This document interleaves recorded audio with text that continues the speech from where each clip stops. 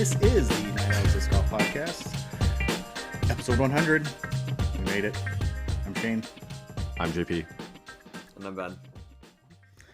And did we all of a sudden get another echo again? I hope not. Either way. Okay, here we go. Door_disc_golf, night_owl_pod, YouTube channel, where this is going to be streaming, and then doordisc.com, where you can buy all your disc golf needs. Keep in mind, we will have a table in Vegas that Ben and I and possibly Jordan will be sitting at. JP has to stay here in the frozen, cold north. It might be up to like 40. Yeah, we got a good day today. I went out on disc golf today, actually. We won't talk about how I did, but I went. So, all right. So if you had a red button sitting right directly in front of you, and if you touched it, you would immediately get $1 million. But a professional tour card holding disc golfer would disappear. Would you touch the button? Yes. Yes. You guys are both savage. Okay. Well, I say yes too, so I guess it's not that hard. Who would you be most disappointed if you touched that button and they disappeared? So it's just random. You don't get to pick. No, you don't get to pick. It's just like all of a sudden they're gone, like a fart in the wind. Yeah. By the way, that's a horrible saying, because a fart in the wind, it just depends on which direction the wind's blowing and where you're standing. Yeah. That's true. I'd probably say Kristen Tatar. That's when you would want least? No. I think okay. For like the future of disc golf, I think that it would be best if she stayed. Mm-hmm. I'd go Calvin. He's right around my age. I think we're the same age. Just seems like a guy I could be buddies with. Obviously a very good player, but I enjoy him on putting game and on, GK skins matches. So I just enjoy him just in general. So I'd be really disappointed just from an overall standpoint if we lost him. Mm-hmm. I would too. His personality is great. I'm going to say Simone Lizotte. I think he would be it'd be a real bear if he had disappeared. His personality, his social media, his YouTube, his just everything, just him. It would suck if he would lost, but $1 million. It's a lot of money. So Life changing. Yeah, here's the follow-up question. Would you push it more than once? No more pro tour. Ding, ding, ding, ding, ding, ding, ding, ding.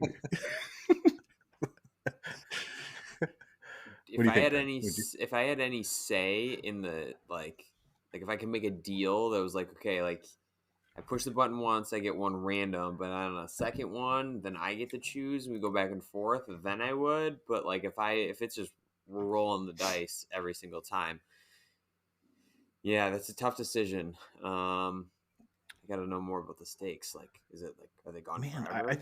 Do I get to resurrect I think it'd be worse in some capacity? I think it'd be worse to choose. You're like choosing. No, easy. Joel Freeman.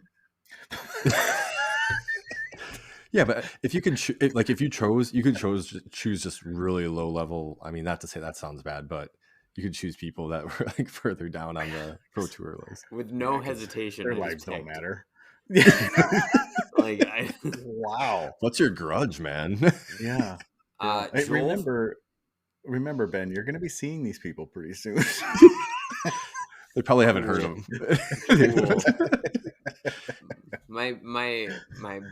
My fake beef with Joel Freeman is more or less that I have seen him on multiple occasions essentially try and make up his own rules. And I just don't like that. Like the one instance, I forgot, was it Music City or it was one event last year where like he tried to take relief that was not marked as relief, and the entire card was like, now you can get in there and play that. So then he was like, well, I'm playing a provisional. And then like the TD was like, no, you're getting a stroke for a misplay. You could have played that. It's not marked. And then there's like a couple other times that he's done similar things where he's like, well, it's the rulebook says this. Well, no, you're just misinterpreting the rulebook, pal. Yeah, he tries to play within the gray when there's no gray. He tries to straddle that line when there's no line to be straddled. Like, yeah. So, I think I would be good with the mill. Like, I think I'd because I think I could turn that mill into something else too. But yeah, I don't know if I would push it twice, especially if I knew who was going to go away.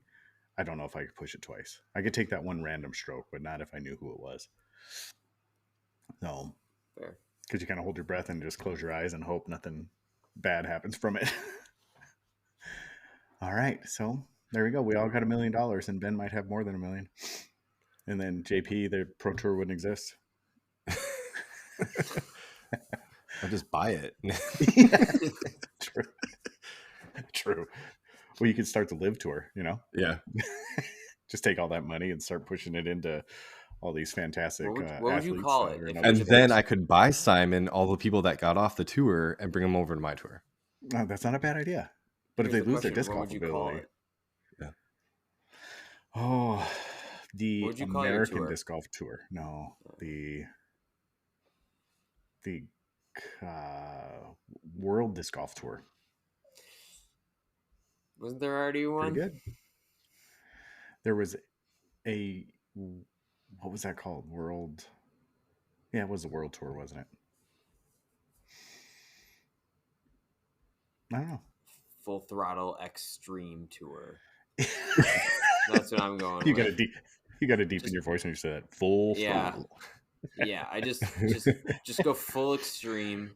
Everybody gets 2 mullies per tournament, and if you reach a certain incentive, or if like you shoot a hot round or something, you get to instantly just pick somebody, and they don't make the cut.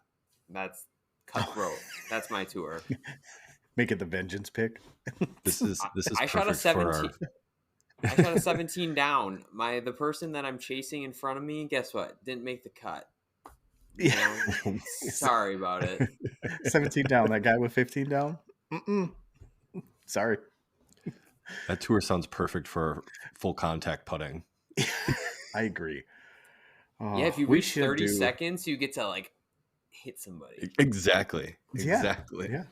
That's my dream league. Like, it's full contact disc golf, and it only happens when you reach your time limit. So, and you get one play or one random hit a round, but it's only in the putting circle. It's not anywhere else, and you just get to come out of nowhere. You don't have to announce it or anything. Just hit them. I think it's a good idea. Vince McMahon will buy this? No, but The Rock might. Yeah. So, all right. What'd you buy? Thrower, hanger, flipper? I got some stuff. I got a lot of stuff. I bought one thing. Of course you did, JP. Ben, why don't you start with your one thing? Okay. It's a good segue into your multiple things. I picked up from a member on the Lone Star team, on the Ranger team. I picked up a Frio, Bravo Frio. It should be here on Friday. It's pink. Ooh. Well, I'll go two because I only have one. I got a Grace. I picked up just a stock run Grace that we just got into the shop. And that's a thrower. I've already thrown it. And I bottom stamped it too. So it's not like, is it a Kristen Tatar one? Or is it just like just a stock run? We do have the Kristen Tatar ones, but we got them on all teal, and I just wasn't feeling the color of them, so I picked up a stock stamp. And it was Do you want me to mustache it? Had some beautiful figuring. Yes, as a matter of fact, because I showed Jordan my mustache. And not this one, the one on the bottom of my disc that Ben, man, I wish I had him in here. I would have showed you. That Ben stamped. I can grab one. Hold on. You know what's funny is I saw Ben stamp it. Well, and it was funny because I came back and that was the first one I picked up. I turned it over and I was like, what in the world? And then all of a sudden I saw him crouched over by his chair with his little thing. Nice. exactly. So, all right, JP, let's hear All it. right. Do we have enough So time? Hold on, wait. Do we have enough time in the podcast to hear these, or? yeah, it's not too bad. Okay. Today I got 2 Frios, an Alpha and a Bravo, and a Lima Nimitz, which I'm excited to try out. Why Lima? Just higher speed, and I wanted it to, I don't know, weak noodle arm, so I Okay. tried to get it up to speed a little easier. And then on, well, what night were you doing inventory at DoorDesk? Thursday night, because they dropped Friday. Yeah, Thursday night. Oh yeah, so yeah, we were hanging out Thursday, and then I picked out a bunch of the MVP stuff. So I got a Fission Envy, 3 of the Lizados. One was for Dempsey.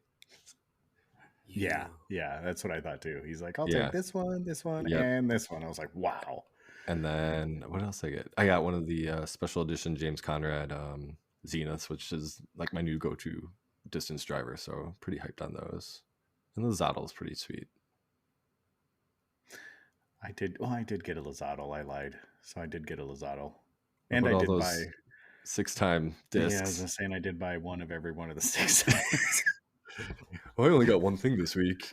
Oh, I forgot. So I got 13, Well, I guess 14 things this week. technically you Oh. got some last week, and then Sunday started the new week, so you could have gotten your one thing this week. Right. Well, yeah, that's true. But made the store look like it did really well. So, all right. So here's our preview. So we got a new podcast announcement. We're going to talk about the media agreement. We're going to talk about the Superb Owl. Thanks, Ben, for that. We'll talk the Beyond Disc Golf. And then we'll do a little Caddie talk with Ben. And then we will talk about who we think the next $1 million contract is. And then maybe we'll get into Vegas picks. Too early? I don't think so. We can do it. And then random question by Ben. And then we'll do shop updates. So with that being said, I'll get right into the new podcast. So Bobby Brown, Uncle Cool, Daddy Slick Breeze, and I are going to be doing a industry podcast, and we don't have the name exactly, but basically what we're going to do is take some sort of TMZ-ish item that is within disc golf, and we are going to actually contact those individuals directly and see if they want to give us a snippet or come onto the shop and defend themselves, and then we will have a good conversation with them. So we are actually going to have good topical banter about exactly what that person is being accused of. So for instance, when Ben leaked to the Lone Star that Emerson Keith was going to Lone Star, we would have reached out to Emerson Keith and said, hey, you want to talk about it? How does it make you feel? And then we might have reached out to Ben, but probably not. So that's kind of what we're going off of. We don't have a name yet, so if you have some name suggestions, go ahead and put them out there. But look forward to that. We are planning on dropping March 7th will be our first recording date, so it'll be dropped there shortly after that. So the week of March 7th is when we will have our first episode, and we'll do little snippets on this podcast and on Disc Golf Answer Man. And then I think that's it. That's all I need to say about that. So you want to go start going about the media agreements for the Disc Golf Pro Tour, JP? Indeed. Yeah. So we didn't get to it last week because we had Josh on, but there's a major post-production coverage for Disc Golf Pro Tour this coming season. So some of the big things were Jomez is continuing their MPO lead card for all elite, pro, elite plus, and playoffs, and they've also picked up FPO lead card for same thing. So that's big news. Jomez did, I forgot how many years ago, have FPO coverage, dropped it, and now they're picking it back up. GK Pro has dropped off the lead card, obviously. We'll get to them in a second. Gatekeeper has picked up MPO 2 for Elite, Elite Plus, and playoffs. Ace Run Productions has picked up Chase card for FPO, for Elite, Elite Plus, and the playoffs. And then Central Coast Disc Golf is going to do MPO1 and FPO1 on their channel for all silver events. And then GK Pro is focusing this year on just doing their skins but it's going to be a large event that anybody can go to at least a day or two before the tour stop. So they're actually going to have larger crowds. Kind of, they did it a couple times last year. Kind of, uh, getting you had to buy tickets for it and had some success with it. I mean, it wasn't like the big money skins matches, but like the smaller skins matches that they do at stops, and you had the opportunity to kind of check it out. I think they did Des Moines and a couple other places, so that's kind of cool. Now, did Gatekeeper get pushed off? No, Gatekeeper has MPO chase card. GK Pro dropped off to focus on skins, and then Ace Run Productions is new this year as well. Okay, great. Because I wonder what Ace Run Productions. What's happened? I was just gonna say, I wonder what it will look like for silver events with Ian Anderson and Central Coast, and if he will then be doing live coverage then on DGN. Just my thought. Who knows what that looks like, but interesting to see. Yeah, that is interesting. If he will be brought in to do silver events specifically, and then also do the post-production for the silver events as well, doing commentary with Philo or someone. I don't know. I don't mind having him in. I think some of the commentary that him and Philo have, I think there's an essence of trying to be too cool. So hopefully it doesn't go that direction. I mean, I love Philo, love Ian. Like, I love what they do. But that duo, and maybe this is an unpopular opinion, is entirely too played out, if that makes any sense to me. I mean, some of the one-timers that Philo puts out there and then Ian runs with them. I'm glad they split up Philo and Nate Doss. Yeah. Because Nate Doss hangs on those things and just runs. So, I think if they can, I don't know what I'm looking for. For some reason, it just doesn't appeal to me. I find myself muting competition in the shop because of some of the banter and commentary that's going on there. Like, it gets a bit redundant and it gets a bit, like I said, kind of too suave, too cool for school. I think it's the comfortability of Ian and Philo doing commentary for years for Central Coast, and then bringing them into the booth, and they just have that, they just mesh like that. And then it's more laid back, more easygoing. Whereas like you throw Nate in and you don't really know what he's going to say sometimes, and everybody's like, "Okay, I can't believe you just kind of said that," or like, or you're just taken aback sometimes by what comes out of his mouth. Not like it's bad, but you're just like, okay, that's the same thing with like Juliana. Yeah. For FPO. Just to echo that point, I think it just is kind of like sometimes they don't, like, they are commentating when it's just like they're commentating for like a group of just their friends, and they're not like, we're not in on the joke all the time. Sometimes not everything is really that funny or relevant, but like they're commenting to like just their homies, and then when they kind of lose sight of that. Yeah, I would agree. I think that's a very good way to put it. I think they'll probably end up moving away from that type of banter, that witty banter, because you can see they're bringing in a bit more professional voice characters and actors through like the new host of the PDGA radio, Upshot. They're bringing him in as well, Charlie Eisenhood, and I think these guys are good. I think they fit a role very well. I don't think they're the bright individuals that we usually are used to see on commentary, but I think they fit a live role very, very well. Now, post-produce is a whole different story. I love that type of stuff. I love the banter. I love, the Jomez guys. They're all fantastic. Like Big Sexy, Barry. I mean, I won't complain about that. But the live, I have to mute it. I have to mute it 90% of the time. So, but I'm glad. So the media agreements, did it give any terms or anything, or is this just for this season, JP? I don't know contract length.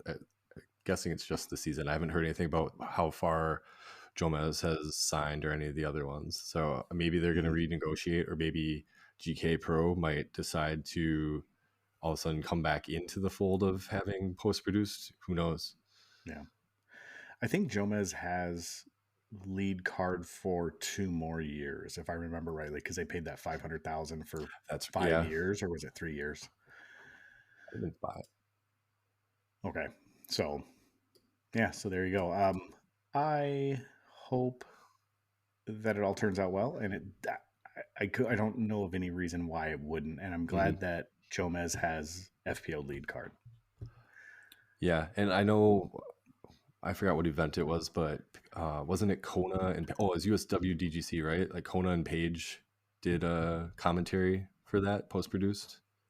Yeah, So, I think and I'm so. kind of curious if Madison and Erica Stinchcombe will actually end up on Jomez doing Two Hot Geese for them. Honk. Yeah, honk. Who knows? I don't know. I don't know if I've really listened to a group or two female commentators that I've been like, this is awesome, but I haven't had any that I'm like, oh, this sucks. Like I can listen to them. Holly Finney is one that I sadly say did not enjoy when I've heard her do commentary. What She's did one she of do the commentary few. for? She did some FPO commentary, I think, for GK Pro once or twice, and then yeah, I was like, Okay. I don't remember, or maybe it was Gatekeeper. I don't remember who it was, but she does it. Okay. I'd like to Yeah, see I haven't really Owen. heard. Yeah. Owen would be fun because she's so bubbly. Like, Mm-hmm. so Jordan and I were, what was it, Sunset Hills in Ledgestone, and we had just finished, or no, we just started, and the ladies were just finishing at Sunset Hills, and we were just starting as the old guys. And I think we were like 6 or 8 cards deep. I was just getting ready to start. I think Jordan had already started, or he was already finished. I can't remember exactly. But Owen Scoggins, um, I think it came out on commentary or live coverage where she comes running out of the clubhouse just screaming and yelling like, oh my God, I can't believe it. It was like the funniest thing in the world. And it was truly just like super funny. She was like trying to congratulate her friend, but she got right in the middle. Like, I think it was Katrina Allen that was putting or something like that. And Katrina Allen had to stop and wait for her to calm down. And then she realized like, oops, I forgot. I'll turn around and come back. But it was really funny. She was like truly thoroughly excited about her friend doing so well. It was, I don't remember who it was, but it was pretty good. So, all right, well, let's talk about the Superb Owl and see what our picks are. I don't know if we have to get super in depth with what we think, but are we doing Eagles or Kansas City? Bang bang bird gang. Okay, so an Eagle fan. I'm on the Eagle train as well. You're on the bandwagon as well. Then Yeah. they have one of the easiest schedules in the regular season and faced some of the worst teams in the playoffs. Not only that, but they also lost, or they won to a team that dropped like all 4 of their quarterbacks due to injury. Well, yeah, I mean, they took out the 49ers quarterback during the game, so that's just part of it. I mean, that's not their problem that they beat the crap out of them. So, but they did have the best offense and defense, I think, is what I heard. I'm not confident that Mahomes is still going to be 100%, even though Hurts isn't going to be 100% either. But I think if they can get to Mahomes early and like knock him around a little bit just to see how he reacts to that, I think they have a good shot. All right. What do you think, Ben? Um, Anything other than just that the Eagles are going to win? to be very transparent, I don't watch a ton of the NFL. Other than that, I just saw I did see a statistic that both teams have the same record and have scored the same number of points. Both have the same number of all pro players, including both teams having a Kelsey brother being an all pro player. So seems like it should, should be a good game. Let's go with that. I like that. All right. Well, I'll be on the other side. I'm Kansas City. I think the familiarity with the big game is going to help them. But Philly, you never know, man. They're scrappy. Like, and it's not the team. It's just Philly itself. The Eagles and Philadelphia, they have another level when they get to that.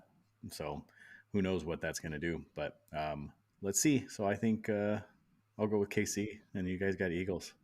Should we put something on it, or JP Blizzard. has to not buy a disc for 1 week? Easy. Okay. Easy. Yeah, right. He's gonna be sitting in the corner shaking, like, oh, I don't know what to do. All right. I'm excited. I'm more excited about the commercials, just like everybody else in the United States, except for maybe like 7 people. But I don't usually watch the Super Bowl as it is. I just wait for the recaps on YouTube to come out, and then you can watch them all at once there. Oh, all right.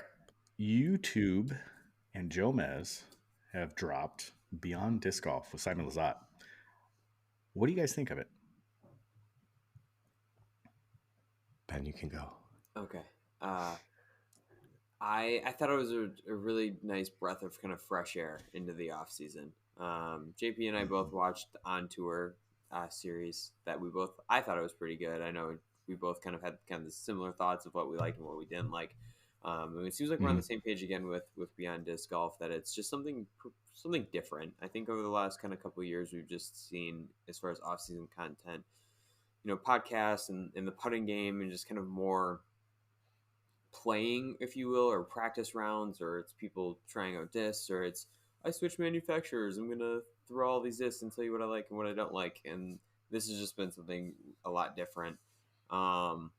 If you haven't watched it yet, it's basically Simon Lizotte working his way around the country and finding kind of, I guess what I'll say is, for like what makes disc golf tick, or what makes these people special, or what, like, the people within finds disc the golf. heartbeat. Yeah, that's a good way to put it. In the first episode, he was not too far from his house. He was up in Vermont, and he met with a guy who owns a brewery and built a disc golf course on his property, and hosts people out for a bi-weekly league called the Money Game that's invite only. And it's just people that have been playing it for years, including Jeff Spring, CEO of the Pro Tour, and then people just have dinner. So it's really cool to see, people in different clubs and what they're doing, and just, see different parts of disc golf that we don't necessarily see, and more or less kind of the common man, I think, is what I've seen through the first 2 episodes. It's just like, we see so much of the Pro Tour, so much of the pros, but really AMs and just people in general just playing casually are really what make up the sport and what make the sport go. Do you think the Money Game would have been featured if it wasn't for Jeff Spring? Yes. Right. Okay. Just solely because, like, throughout the episode, I think his name was Matt, he had just been talking about how, like, all the people he met and people that work for him at the brewery and people that are like his really good friends are all part of this Money Game. So I think that was kind of like one of the big pieces to it, because he just talked about how he like posted on like Facebook that he was having this tournament, and then like it kind of grew and more people showed up, and then it's just kind of become this group. Yeah. Well, and he cooks dinner. He does all that stuff. There's beer at like 3 different holes on the course that they can stock up with. I mean, it seemed phenomenal. It was honestly something I watched, and it almost reinvigorated me. And not that I was down on disc golf, but it kind of re-enthused me. It re-excited me. It relit a fire about doing things and being places and encouraging disc golf. And so, yeah, I really thoroughly enjoyed that first episode. I think it's just cool seeing because we know how far disc golf reaches, but just what other clubs and other people are doing around the country that we have no idea about. You're like, oh yeah, this league goes on, this goes on, but it's like, yeah, like the relationships, like Ben had mentioned, the guys at the brewery, and then he brought on the caretakers, and one day he hopes to pass down the owner of the brewery hopes to pass down the house and the course, and just have that tradition carry on. And I think that's super cool. First 2 stops. I don't know if it was hopes. I think it was more if he just dies. Well, yeah, right, but like, I mean, yeah, but I mean, someone like, if eventually, like if the next guy dies, like it'll get passed down. Like if there's, you could continue on. Yeah, I liked that succession story. I was gonna say the first two episodes, just unbelievably beautiful scenery in Lake Tahoe and Vermont, just incredible. Mm-hmm. Yeah.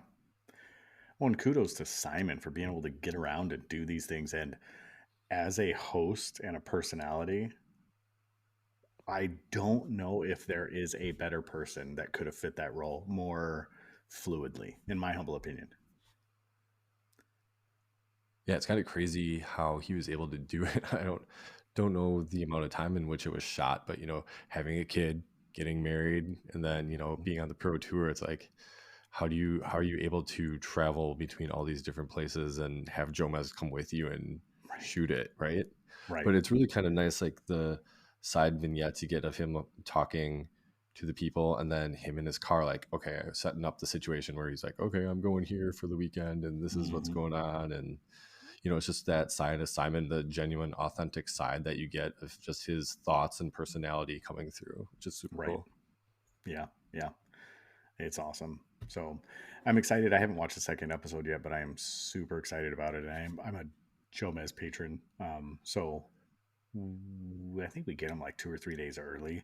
So I think the third episode we actually already have. So I'm going to probably jump on there tonight, and that'll be my wind down time after we get off this thing. So I'm excited to watch them. And I think it's something that disc golf needs. I think it's like, like Ben had alluded to with the Holy Shot. Like, I feel like that was a disc golf documentary that was what I was hoping the Fierce documentary was. And I think this even more so. I think it's something that brings light to disc golf, and it doesn't bring light to these shining stars of competition that are fairly unobtainable basically by 99% of the population that play disc golf, that throw discs. It's something that it shows like these are the guys outside your back door, your neighbors, your guy across the street, or the dude across town that has some acreage that just wants to do some stuff. It kind of brings light to the people that make the sport tick or the heartbeat. So I'm really I think happy about it's it.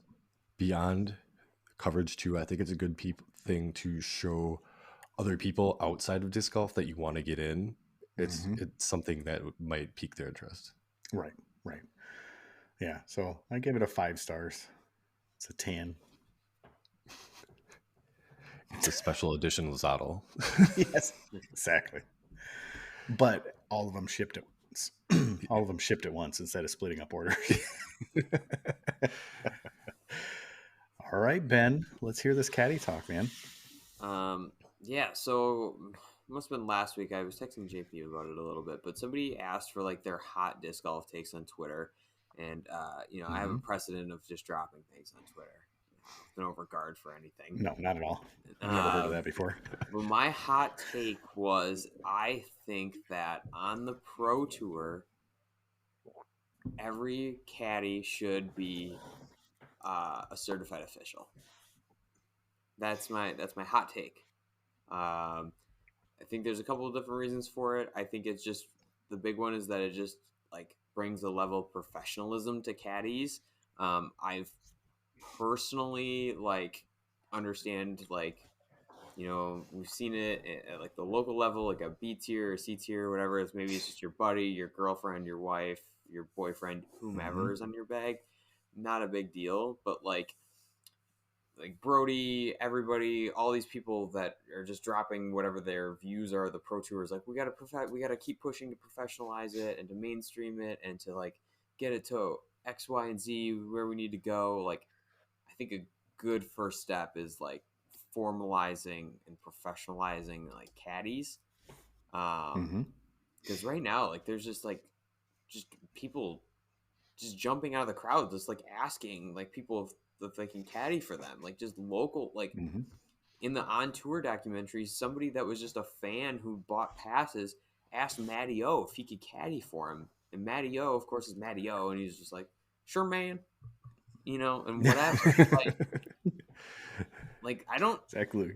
like, to me that's just like not like, doesn't get us anywhere if we're just Happy Gilmoreing this. And it's just and then but then I think like the biggest thing is that if that happens, right, where we're having like these Happy Gilmore moments of like people just coming out, potentially there could be a misplay by somebody's caddy, and you are technically like every caddy is technically You're an extension responsible. of your responsibility. Yes, but that could stir up some drama. I think the example I used with JP is like an eager fan that's just happy to be there, or like is getting in the way of something, or like pick something up that they're not supposed to, or like whatever, or picks up a disc that they think is out of bounds for somebody, but it's still technically in bounds, or it's not marked, or whatever the Yeah. case may be. What if somebody picks up Albert Tam's cookie? Isn't it Albert Tam that marks with a cookie? Marweed. Andrew Marweed. What if someone Yeah. picks up Andrew Marweed's cookie and eats it? Yeah. So I mean, like, I think it's just like if something happens, yes, they are technically an extension of that player, but there would still be just an uproar. Like, whatever happens, like the leader, if it was the leader and their dumb caddy did something, obviously, like, yeah, if you're like the player, like there is like an expectation that you tell this person, like, don't do anything I Right. tell you. But again, like, it's just one of those things where you grab somebody from the fan, you're playing with fire. So I went back and forth with this person for a little bit, and they were just, I was like, well, all caddies on the PGA Tour have to be registered and certified. And they were like, well, they don't have to take a rules test. It's like a disc golf. I was like, yeah, but disc golf, this is the closest thing we have to like certifying somebody of something. Like on the PGA Tour, all the caddies have to be vetted and registered by the PGA, and like they have to credential them for each individual tour stop. So like they already know who these caddies are. These caddies from the PGA Tour have been caddying for multiple people or for multiple years, or most of the time they're already PGA members where they already have to take certification tests. So that's kind of the long-winded route there, but I'll open it up to you guys. No, I like that. And I think it's relevant to the PDGA rules update that just happened, where they changed the caddy rules for all but pro tier and elite events, that you can have a child caddy for you as long as it's your child. Now, so they have defined that, they have changed that. So, because if it's under your supervision, that's fine. So for me, I don't know if there's a strong argument, in my humble opinion, to have a certified rules official as a caddy, because the way the rules are structured at this present moment, it doesn't matter what the caddy has to say anyways. Even if they are certified rules official, it's up to the players. If there is a change in that, I think it is important for the caddies to have a rules official. So, and then we make the comparison to PGA quite often, and the PGA is caddies on the PGA or PGA are just a million times different than what we expect out of a caddy from the PDGA. So in disc golf, our caddies are there to hold our bags, give us a drink when we want to, and lighten up the mood. In the PGA, caddies are paid to know absolutely everything about your game, your clubs, your distances, what the course looks like, where the divots are, where the drains are, where the cart paths are, what the carry is, what the wind does. The knowledge that caddies have to have in PGA is a way different from what the expectation currently is with the PDGA. So I don't know if I really have a strong inkling to say that I agree with you, but with the way the current rules are established, that's my take. What do you think, JP?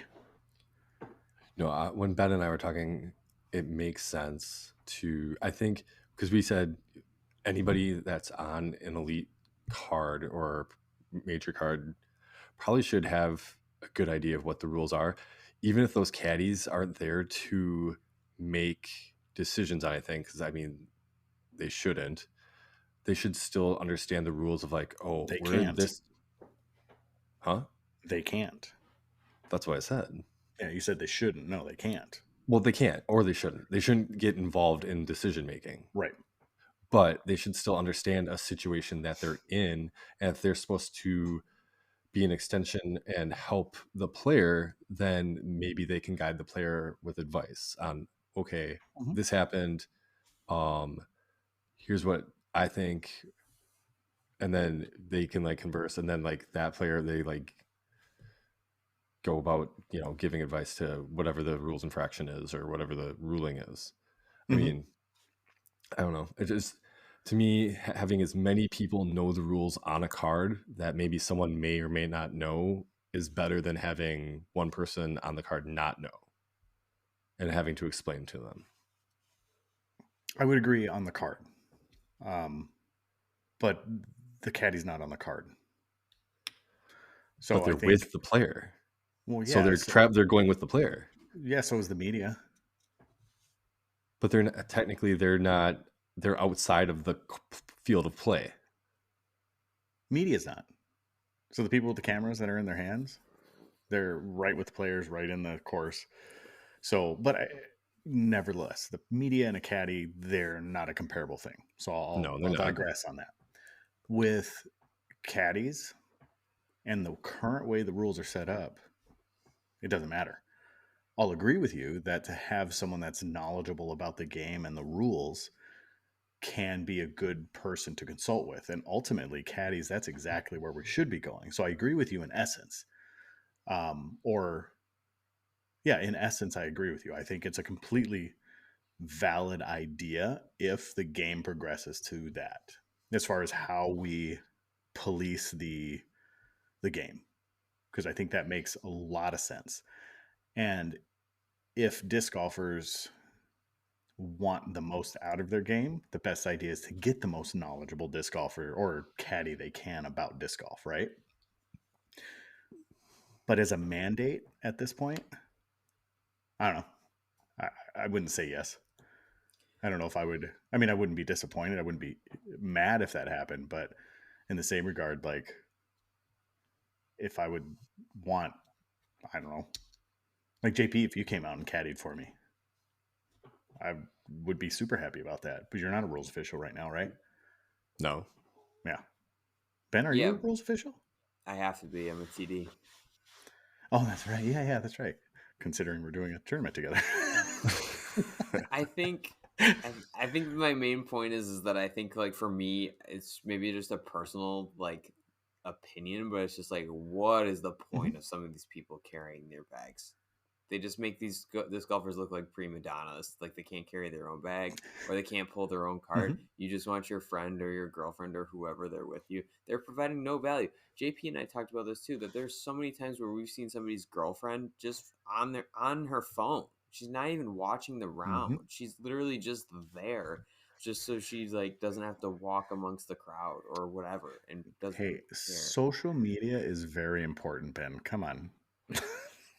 I mean, yeah, but it's just like we can't. Like, it feels so counterintuitive to me if we're trying to progress the sport to a level of true professionalism, and we've got someone doing TikTok dances while carrying a grip six bag, not paying attention to what's happening.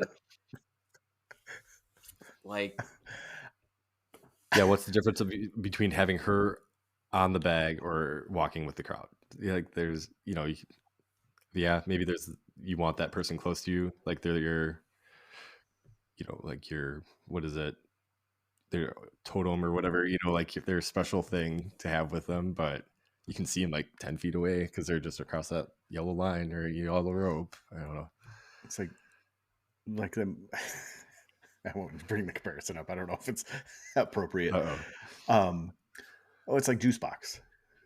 Like there are people that serve a purpose. It may not be a great purpose, but if you get me a juice box, I'm happy. Do you remember that movie with Will Ferrell and kicking and screaming. Kicking and Screaming? Oh, okay. The soccer movie, yeah. Was it Dick Buttkiss or something like that? Mike Dick. No, I it don't was remember who it Ditka. was. Mike Ditka. Mike Dicka, that's who it was. Yeah, it was Dicka. So yeah, I don't know. I agree with you, Ben. Like I do in principle, I agree with you. I think the more the merrier that understand the sport that can help. But at the present moment, like you can consult identified rules officials that TD's market. So it has to be staff that's recognized at that tournament and identified. But just a random a rules official, they have no say in anything. So they can't make any decisions. Yeah, sure, you can have conversations with anybody you want to have conversations with that'll help you. And I think that's where being a rules official, like you said, in essence, we want to elevate the game to a more professional level, which I don't know if that's truly what the majority of disc golfers want, but on the on the pro tour, I think that's where it should be going. Well, I was And I just think that's what you're specifically trying to get talking at. about the tour. I wasn't talking about Just the tour, like yeah. just the tour. Yeah, I wasn't talking about any Yeah. local ABC or whatever. Yeah. And I think with the regulation that we're seeing with caddies and how tight they're getting with stuff, I mean, I think you looked over the rules at Vegas. Like they're getting pretty tight with caddies now. Like caddies aren't just anybody you hand a badge to. You have to register that individual person. They can't pass it off. So I think they're going that direction. I really do. Like I said, just to be a naysayer, that's kind of where I'm going, that direction. I would love to see it happen. I think it would be only good. I mean, selfishly, I feel like I could, I've seen enough of these dudes play over the last like 5 years that I think if I'm in the place of someone's girlfriend, I think that they could climb up 3 or 4 slots, potentially make a cut, potentially get higher up the cash line if their caddy's not doing TikTok dances and Snapchatting and Instagramming and saying, hey, let's not throw a forehand here, let's lay up with a nice little backhand. Yeah. Well, if disc golf caddies actually took the time to walk courses, look at the danger, look at the hazards, look at your landing points, look at distances, find markers out on the course that can tell you, okay, that tree right there is 400 feet away. You want to be just past that. Or, hey, that green, just as you get over that edge, there's a rock wall. If you go off that rock wall, the likelihood of rollaway is going to, there's so many things a caddy could do. Not only that, learning the courses that you're playing, but if they know the bag you throw, they know the discs you throw, they know how far you throw them, they could recommend like pull the gator out of your bag, or we're going into Vegas, only bring rescue mids. You don't need a mid, like like just things like that they can truly help with. It's only going to be better. But I think there's also right now at the top level, I think there's a bit of an ego thing that I know my discs best. Nobody can help me. And who's going to pay someone that much other than 3 people in the sport have that type of money, right?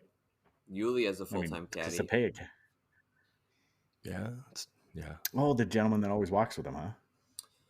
Yeah, is that like a family friend, or does he actually pay him? No, he actually pays him, and he fined him or like yelled at him one week because he said that he was parked on a hole, and it turns out that he was outside of the circle. And he said, "Don't ever tell me I'm parked again until we get up onto the green." Dang, Yuli, take it easy. You respect your elders. Come on. That's pretty cool, though. That's pretty cool. I would like to see more people do that. That'd be cool. When like Paul had that guy come over from Europe, and then I think Brody actually used the same caddy that he had at excuse me, at DDO for Worlds. I think he went back there and used the same guy. So it's kind of cool to see recurring people, or you get to a certain tour stop and pick the same person, or give them a call or whatever, and just be like, hey, interested? You did for me last time. Right. Oh, well, I like it, Ben. I like the caddy talk, man. I think that's awesome. And I think if the sport progresses that way, it's only good for it. My humble opinion, is the sport ready for it? No, but it should be. Well, if you don't see me at the table, listeners, it means I'm caddying for somebody at LVC. Just a little sign, be back soon. Yeah, exactly. Sorry, caddying. Yeah. All right. So the next $1 million contract, who do you think it's going to be? And we'll start with Ben. How about that? Oh, man. There's a couple that come to mind. I I could see it being Gannon, and I could see it being Gannon at like X amount of million, but longer in length. Not with Prodigy. I think he signs like maybe a 1 or 2 more with Prodigy, and then I think he gets, because he's so young. I think he could get like, let's just throw out like 8 years, but like 2 million. So like I think I don't know if it's like a million per, but I could see like $1 million dollar amount with Gannon, like guaranteed, but over a longer period of time. Not so much like the short, like the quick $1 million hits, like like we've just recently saw. But I also You argued with me on last week's podcast, or 2 weeks ago, by the way. sounds about right. I mean, I don't know. I think somebody is going to pay Gannon in a few years. It's definitely not going to be Prodigy, but I think somebody will pay him that amount of money. The other one is, again, this is down the line. I think Calvin's in that boat of could, but it's not going to be with Innova because we're never going to know how much money it's actually worth. Yeah, yeah. It'll be Discmania and it'll be Burr. You're That's pretty my set on Discmania. Oh man, hold on. It's gonna be Discmania, but it's gonna be Eagle. That's exactly it. When I said Discmania, it made me think it's gonna be Eagle because his extension comes up this coming year. So does Burr's. So it's basically whose is announced first and which company is it going to be. Prodigy is definitely not dropping a mill on Gannon. First of all, I don't think they have the resources to do so. Yeah. And Discmania, they need to hold their franchise player, and the only person that is moving the dollar signs on their roster right now is Eagle. So and they also just added Ratana to their lineup, his Yes. lady companion. I did see that. Yep. Yep. Got to keep them happy. Yep. All right. Go ahead, JP. Who do you think? Yeah, I think Burr and Eagle for sure. I mean, I don't know if someone like Aaron Gossage, where he's young enough too, where you could tie him up long term. And then FPO, I think Kristen eventually might get that kind of money as an extension from Lat 64, just because of what she's been able to do. And beyond that, I don't know. I mean, Paige is already probably a mil, right? $1 a year, somewhere around there. Yeah, who knows? So I don't, FPO wise, I don't know who else could command that right now. Maybe if Valerie Mandahano gets, hot in the next couple of years, she could do that. But yeah, I don't know. She's gonna have to have a big comeback year to justify her contract she has now. So yeah, I was gonna ask who's gonna be the next 500,000 for the women, because that's kind of going right now for the highest paid that we know of, the highest publicly paid women. I don't know. Ella Hansen is probably the closest in my opinion. I don't know if it's through Discmania, but I think Ella Hansen will probably be one of the next higher paid individuals if she brings her stock up this season. Yeah. If she starts winning a few, pulling a few down, which, she's the world distance record now holder. And from what I understand, she's been working on her putt and she has a phenomenal putt now. So we'll see. I think Haley could be up there. I mean, if Haley does a full tour and again, like gets back to where she needs to be and does a full tour and just plays really well, she's a major champion now. I think she could be in that mix as well. Yeah. But there's obviously conditions to that. Yeah. And speaking of Kona said something about her thyroid or something like that she's having some issues with. Yeah, I think she was supposed to get it looked at either today or tomorrow. And I don't know, she said she was going through a lot of stress and she was worried that it could be cancerous, but they're not going to find out until they have the biopsy. So wish her luck. Is stress a cause of cancer now? No, but she's stressed out over it. Oh, she's that it could be stressed out. cancerous. Okay. Yeah. Oh, I see what you're saying. Okay. I was Yeah. like, She was. dang, that's causing cancer now too. I am screwed. I hear you. All right, Ben, you got any? Or did you already give us one? Haley was my Oh, FPO, Haley, and that's right. then Gannon and Calvin. Okay. All right. So, with these $1 million and $500,000 contracts, do you think that there will be a manufacturer or a whoever the sponsor or endorser is? Do you think that they are going to get ahead of the leaky leakers and actually purposefully leak stuff out, kind of how professional sports all over the world do, or any U.S. sport? I mean, these contracts get leaked all the time, and purposefully, and they manage the leaks. They give the information to the people so they can actually get ahead of it and manage what the narrative is. Do you think disc golf companies are going to become that suave and savvy? No. I think there's just too many moving parts. Everybody in the Pro Tour right now is just too chummy with each other.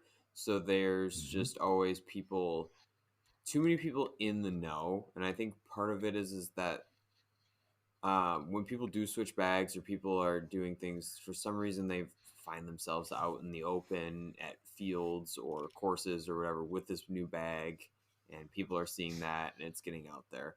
I think there's a way that they can control a slow leak, maybe throw a little Flex Seal on it, but it's never going to be perfect where they can,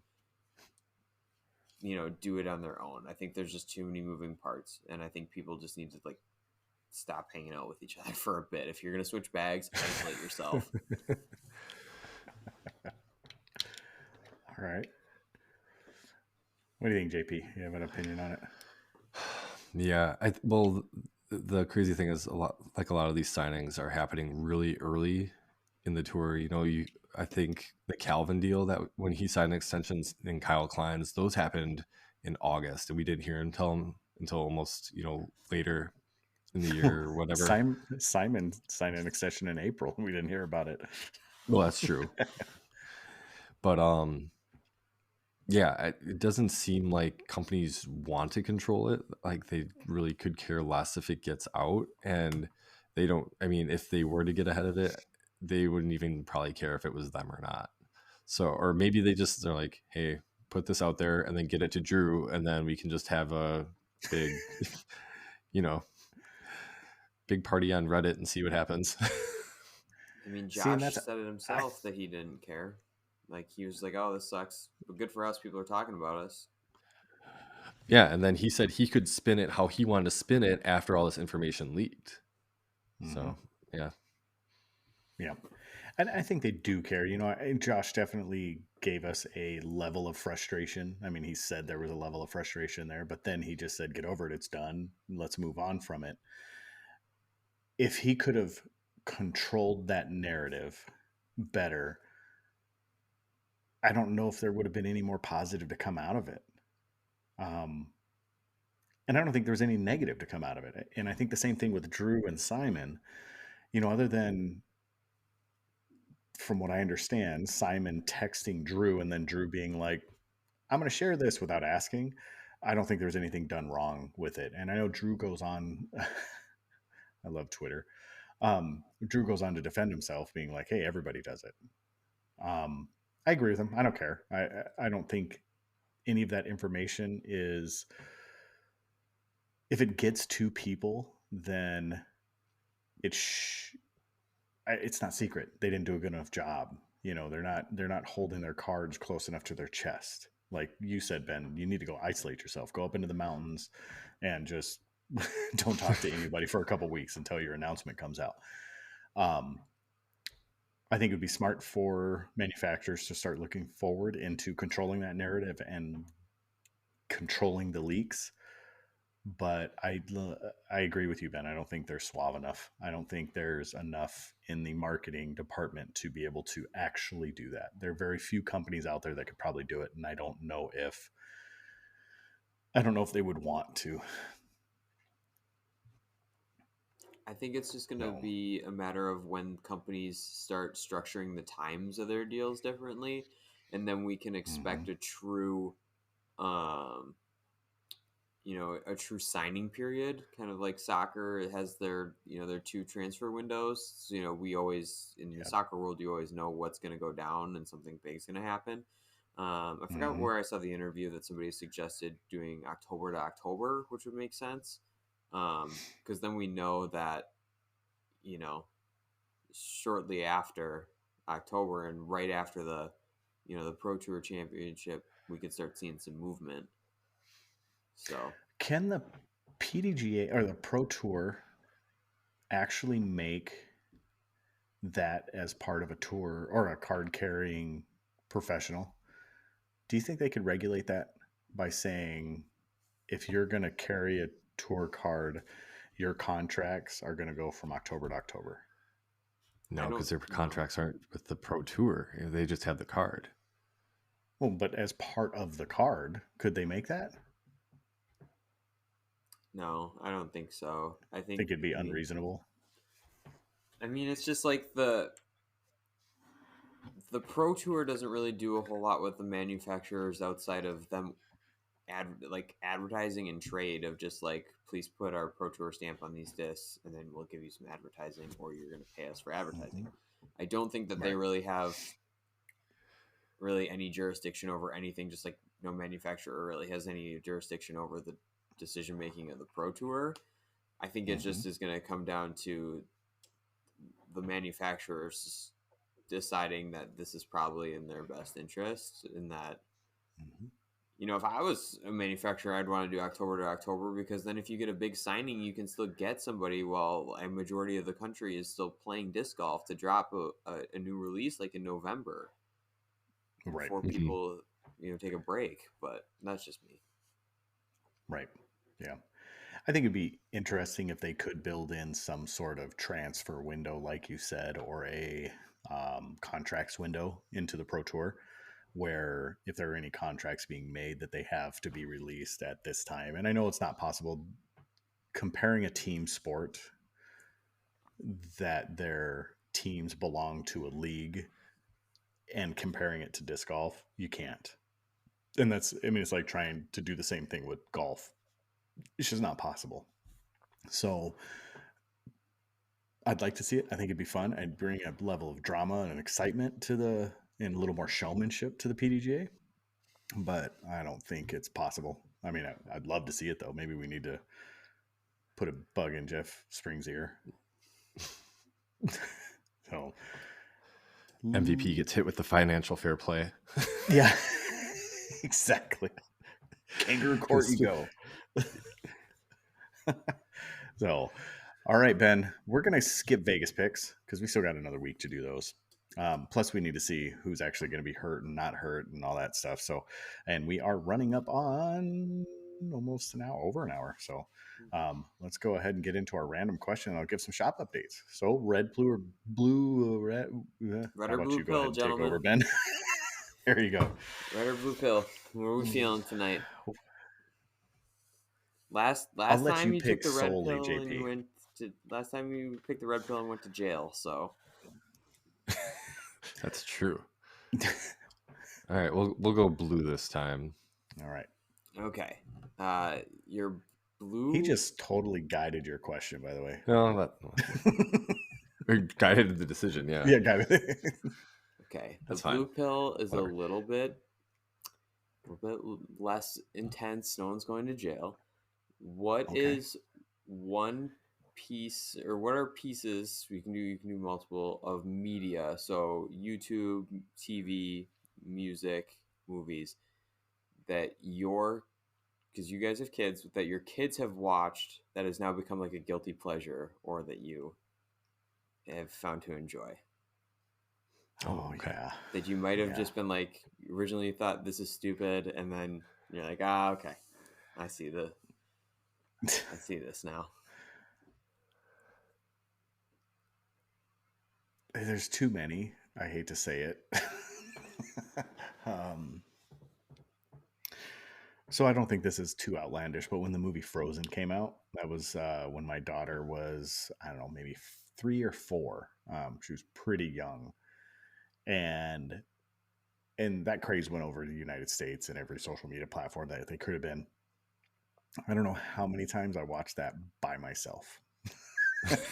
Like the kids would start watching it, and they would leave the room or go somewhere or go to bed.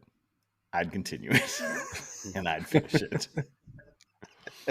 So I'd have to say Frozen is one of the most recent, or Big Hero 6 was another one that they Big Hero loved 6 it. is a good movie. Oh man, but I watched it so many times. So those are my 2. Yeah, let's see. Gotta say, probably Encanto is one. It's a good one too. Yeah, and especially like they have the sing along edition, so they have all the words on the screen as they have all the songs come out. I wasn't like big into Dude Perfect right away when Dempsey would start watching it on YouTube, but like they've grown on me. I just thought they were kind of annoying at first, like all the different personalities. And I was like, no, there's some funny stuff here. Yeah, that's funny. Dude Perfect. Like I used to watch them back in college. Maybe it wasn't that long ago. Yeah. I'm trying to think of who else. Oh, who's it? Preston. I forgot what his name is, but he's like this. He was a streamer. He'd stream Minecraft and some other games, but then he started getting into doing like, I don't know if it's like treasure hunts or all these other weird things. Like he has a warehouse, kind of like Dude Perfect does, but they just do wacky stuff inside. It's like, okay, this is kind of like gimmicky and like weird. Not like, but then like you see him do some funny stuff and you're like, can't help but laugh. But he hasn't watched that in a while either. Preston, I want to like slam my head against the wall. Like, I don't know what it is about him. That's how I discovered Mr. Beast. Okay. Was through my kids. So, and I'm a huge fan of Mr. Beast now. Like huge fan of Mr. Beast. Yeah, so I think those are mine. Nice. Mine, quick. I don't have kids, but my wife, she's a big fan of Dancing with the Stars, and I am just a junkie for all things reality competition. And at first, I was like, eh. And then, like, as she progressed to keep watching it, then I like got sucked in, and I'm like, oh, I know this celebrity. That was awful. And just like having like you just had like with that you just had like those little commentaries of just like, oh, that was cool, or that sucked, and then now I'm just like engaged, just like invested. Did you guys watch was it Masked Singer? Yes. Yeah, my dad loves that. That was another one that I got sucked into. Same type of thing where it's just like, this is dumb. Like when you first watch it, and then same thing, you get sucked in trying to figure out who everybody is. Our 3-year-old Lulu, every time like towards the end when like the celebrities get revealed, she's like, take it off, like we're just talking about the helmet, right? Yeah, Gronk was on that one, I remember. He was pretty easy to figure out though. All right, anything else to that question there, Ben? No, that's it. Just pretty low key, so expect something crazy for next round. He's gonna double up on the craziness, red or blue. It doesn't matter. He's not really gonna have 2 questions. It's just gonna be one. Yeah. Did you say you had a random question, Shane? Well, that was my $1 million button. Oh, okay, got it. It was kind of. I usually try to do something more thought provoking in the beginning, but I like the $1 million button. I was watching it was like a YouTube short, and that came up, but it was more just like $1 million and a random person dies, and I was like, holy moly. So I don't think I'll take it that far. How about you just lose your disc golfing ability? So, Adios, all right. Joel So Freeman. we will. Yeah. So with the shop updates, DoorDisc.com is where you can find these things. Clash discs will be coming soon. So Ben and I will be putting together an order for Clash at the Creek here in Green Bay. And we will be purchasing a lot of Clash discs. So a good portion of that will be going into the shop as well. And the rest of it will be used for player packs. We have a huge Lone Star disc order coming in as well. The 6-time Macbeth stuff is actually almost gone. So if you get on there, there are still a few on, but believe it or not, the Lunas just simply aren't moving. So if you want a Luna, get a Luna. The Lozatos, they're out. We do have only 4 more coming in as our split order. I don't know why they didn't just throw the 4 on there. That's not a lot. But the Lozatos, we will have 4 more coming in pretty soon. And JP, you've hit your limit already. You can't buy anymore. All right. Yeah, half then the stock is on this Grace- podcast. I only had one. Oh, did you get one too, Ben? No, I was gonna go online and get one like with the rest of the masses, but got beat on this one. Happens Yeah, sometimes. the Lozatos went quick. I mean, we had some huge orders for the 6 times as well, and I thought I only had 6, but I actually had 12 of each. But yeah, they went really quick. I was laying in bed and I had to silence my phone because it was just like the Shopify thing. The cha-ching, cha-ching. I was like, stop. Actually, I wasn't saying stop. I was like, please keep it coming. And then, so the last one is Graces. Graces are on the site. So we got to restock of Graces. So we do have the Tatar World Champ signature Graces and we have stock stamped Graces. So get on in there. I put them both on the feature page. So as soon as you pull up the site, there it is. And then I actually officially made the move to move our website over to a more product centric website. So you'll see some improvements on the website coming here pretty soon. I was told within 30 days the site will be done. I gave up because I suck at it, and that's not my forte. So I did find somebody, a professional, that is going to migrate our site over to a new theme. I know it'll be product centric. So keep an eye on that. And Still Easter outside eggs? of that, still Easter eggs. Yeah. Oh, see, good paying attention. If you jump on DoorDash.com, every week I add an Easter egg to the site, and an Easter egg is just a super cheap disc. They're always premium plastic. And I think the most expensive one that I put out there so far is $2.99. And when I put them up, I'll throw something on Instagram, which is door_disc_golf. It'll be either on our stories or in the feed. And I'll just say, hey, happy hunting. It's Easter egg hunting time. And there'll be that $2 or $3 disc or $1 disc or 1 cent disc. I don't know. I'll play fun and I'll just throw something up there.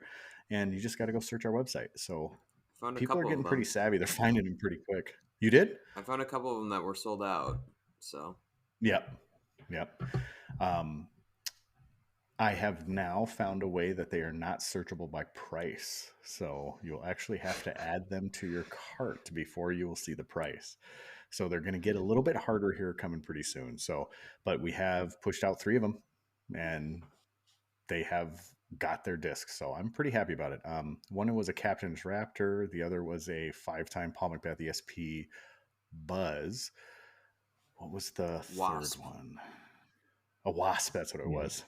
Yeah, it was a Wasp. So there you go. Way to keep up on it, Ben. All right. I think outside of that, the only thing we need to know is WTF on the OF. We're switching it up to Patreon. All right. So Apparently, OF is a little too risque. I have call it the toned it Only down. Friends on Patreon. Only Friends of the Yeah. podcast. Yes. Well, I think we'll probably still do Disc Golf OnlyFans on Patreon, but we'll just do Disc Golf OF or maybe Night Owls OF Yeah. on Patreon. I don't know. We'll come up with an inventive name. Or maybe we'll do Toys for Discs or Toes for Discs.